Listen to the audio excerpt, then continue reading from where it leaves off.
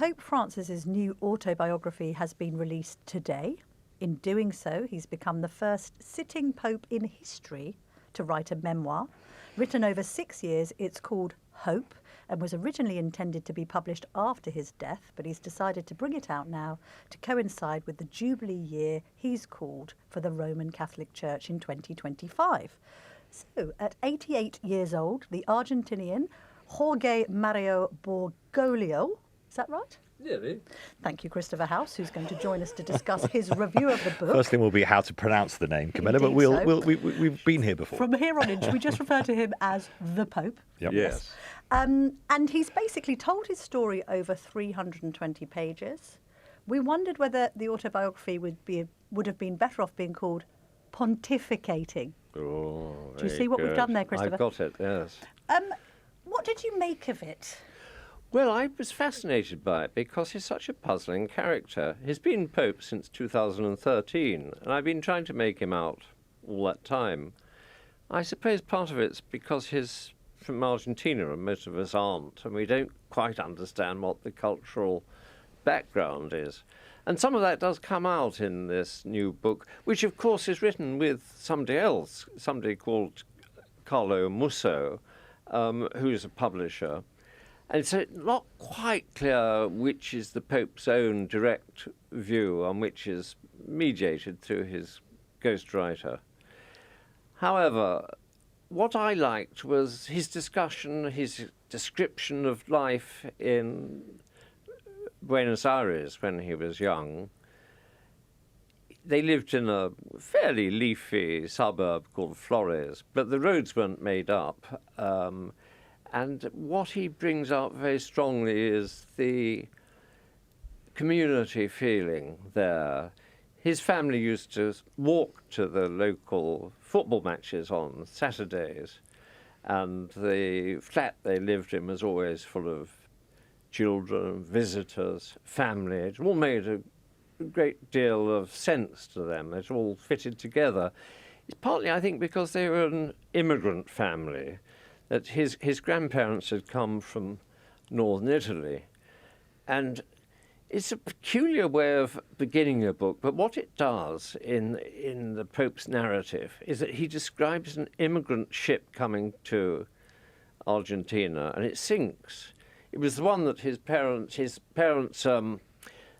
were going to be on if it hadn't been for the fact that his grandparents couldn't sell their land. They didn't have money for the ticket, but it sank. So that's one counterfactual. Of course, if his grandparents had been on the ship that sank, there wouldn't be this book, so it's a bit of a puzzle. But what, is he saying that was some divine intervention which put him on the path to becoming religious? No, I don't think so. He thinks it's a divine intervention that meant he existed. Right. Which, of course, is true of any of us. It's only by luck we're here.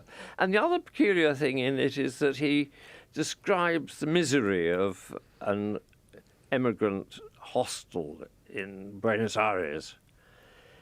But it wasn't one that his grandparents had to stay in. They went further inland and stayed with some rather prosperous cousins. So again, it's counterfactual. However, in the heart of the book, we get on to the personal life of the family, and I find that quite illuminating. It's interesting that one of the Pope's favourite films is La Strada by Fellini. And in a way, the suburb where they lived could have come out of a Fellini film. His mother used to go to a hairdresser, where the hairdresser's sister was a prostitute part-time. And the Pope says, well, they were very good people. And there's a sort of paradox there. What comes through, Christopher, in your review, and I do encourage you all to go and read the review on our website or on the app or in the paper, but you describe him as petit bourgeois, sort of the ordinariness of his background. But also, you do say towards the end of the review, and I felt a little tone here, Christopher, which I'd like to explore with you. You said much of the book is moralizing, condemning war, and is no surprise. I mean, he's been seen as a liberal pope who's maybe had some of the criticism that someone like Justin Welby has had, too into sort of progressive politics, maybe a little bit woke, if I can use that word. What kind of pope comes out of this autobiography, or biography written with a co-writer, as we might want to describe it? What kind of pope do you think he has been, now that you've read how he wants to portray himself? Well, of course, I think that the secular politics division of conservative and liberal don't read across very well into the Catholic Church, because even if you're a conservative pope like John Paul II, many of his social policies seem quite radical to us. This comes out of Catholic social teaching. And at the moment we've got this funny thing where Trump has just appointed a new ambassador to the Holy See, who's sort of Republican right-wing. And at the same time, the Pope has appointed a new cardinal for Washington, who's regarded as liberal because he's opposed the treatment of immigrants from South America to the United States. But I'm not sure that this opposition to treating immigrants badly wouldn't have been made by somebody who is more traditionally conservative. Might there be a clash between the Vatican and the White House? What do you think would happen if there were? Is it war? I don't think the Vatican's got very much in the way of armed forces. They've got the Swiss Guards, but rather a long way away for that. Is the Pope expecting Trump to put tariffs on rosaries or something? I know, I can't really see that. I don't think it works quite like that in political terms. You have to remember that there are a couple of billion Catholics in the world, and they come from all sorts of different backgrounds. Some of them voted for Trump, some of them didn't. And I think that's the way it's going to continue. America's quite a divided place, but I don't know very much about it. No. I mean, you mentioned Pope John Paul, and as a lapsed Catholic, somebody who has followed the Vatican for quite a few years,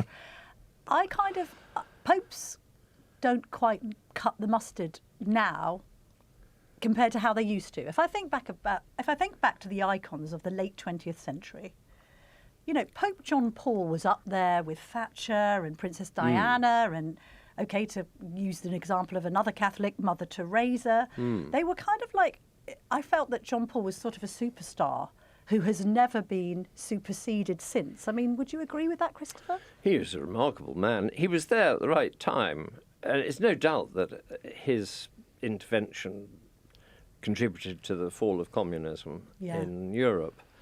But circumstances are different now. I don't know. I think his successor, Benedict XVI, who, by the way, did write a memoir, but not as Pope. He wrote it before he became Pope, when he was a bishop in the Curia. So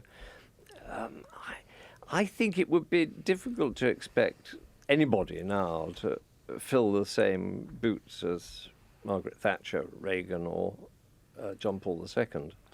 Does he deal at all with any of the controversies for the Catholic Church? Of course, everyone will initially mention sex abuse scandals that have affected the church. He himself has been criticised in the past, in 2018, when he allowed a bishop accused of covering up for a sexual abuser to celebrate Mass with him in Chile. Let's just be clear, the bishop concerned denies having known about the abuse. Does he go into any of those issues, or is this very much a different type of book?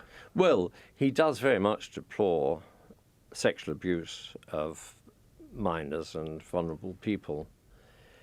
To be fair, if one wants to be fair, this is something which has afflicted secular organisations as well, BBCs, schools, wherever you look. However, he is responsible as Pope in a way, and he can't abide it, and he's, I think, tried his best to stop it, but it's not been entirely successful. The interesting thing is that I think Catholics, they've got a broader faith which impels them. They've got a relationship with God, and they're not surprised that their fellow Catholics turn out to be sinners quite often. And although we might think that in this country, in Britain, there are fewer practicing Catholics, in the world there are more than ever. I'm not saying that you ought to judge the church by its popularity, but it's only got a broad appeal. And I think this is very interesting that the Pope identifies with popular Catholicism, and he certainly does seem to be a Catholic. You know, if you look at Twitter, you would think by some people's contributions that the Pope isn't a Catholic, because they accuse him of being a friend of heretics and all sorts of things like that.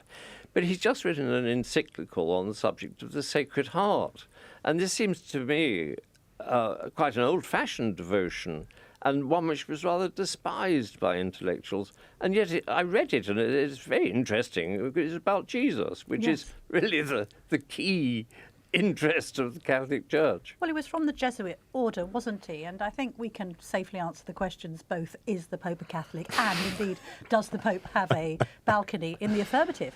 Maybe, Christopher, he decided to bring this memoir out because he wants to be a proponent of modern Catholicism. And also, he's recognised that there is a zeitgeist around Catholicism. We've got Conclave, the film. We've had a sort of series of TV shows and films about the Papacy, about the Vatican. I mean, you could go back to the Da Vinci Code and studies of Opus Dei and stuff, but there always seems to have been a fascination around popes and Catholicism. And it's not a criticism. I think he's got a bit of an ego. He just wants to be out there. This is another reason for us to all write about him and talk about him. That might not be a bad thing. Yeah, it's difficult to know. I don't think he much likes the Vatican, don't forget, because when he was elected Pope, he refused to have all the togs which go with being Pope, red shoes and things like that, and he refused to move into the papal apartments. He kept on living in this little room in a guest house, and he's stayed there ever since, in his 12th year now. It must be quite inconvenient. But again, it fits his background, that sort of family warmth in Flores, in Buenos Aires, which he misses. So, I don't know, he's not really a film star. He's not... I mean, John Paul II was a bit of a star because he talked to millions of people. This man, the Pope, Pope Francis, I think he's a very brave man because he's not terribly well. I mean, he's 88. He has to sit in a wheelchair a lot because he's got arthritis. And yet he went off to East Timor quite recently and to Iraq. And one interesting fact in the book, which came out last year, is that he was warned by British intelligence that his life was in danger. But he took no notice, went to Iraq, talked to the people he wanted to talk to, tried to build bridges. And then he found out that the people who were plotting to kill him had been eliminated by the local intelligence. He wasn't at all pleased by that. Really, he felt sorry that people should be killed because of his being a visitor. There's a lovely line about, obviously he is 88, as you say, when he says to God of his death, which you've got in your review, Christopher. Yeah. He says of his death, "Whenever you wish, but as you know, I'm not very brave when it comes to physical pain, so please don't make me suffer too much." A sort of charming way to put it. And Camilla, as you know, I do love a joke.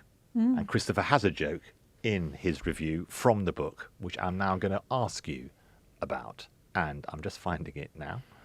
It's actually by Justin Welby, your favourite Archbishop.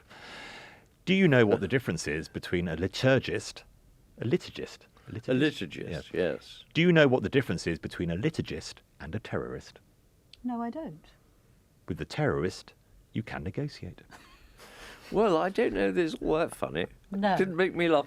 I can see that in rarefied circumstances it might bring out a smile somewhere. The interesting thing is that the fiercest thing in this book that the Pope says is against people who are fond of the old Tridentine Mass and dress up in all sorts of gear with lace and so on, And he really goes for them. He seems to suggest that they're suffering from some kind of personality disorder. Oh, really? So he's against Miss Havisham Catholics, basically. Yes, that's right. A load of lace is not the idea for him. Christopher, how many stars out of 5 did you give it, and is it worth reading? It's 3 stars in my reckoning, and it's worth reading if you're keen, but I would brief yourself, at least look at Wikipedia beforehand to find out the bare bones of the life. All right. Amen to that. Christopher Howse, thank you very much indeed for joining us on the Daily Tea. A pleasure.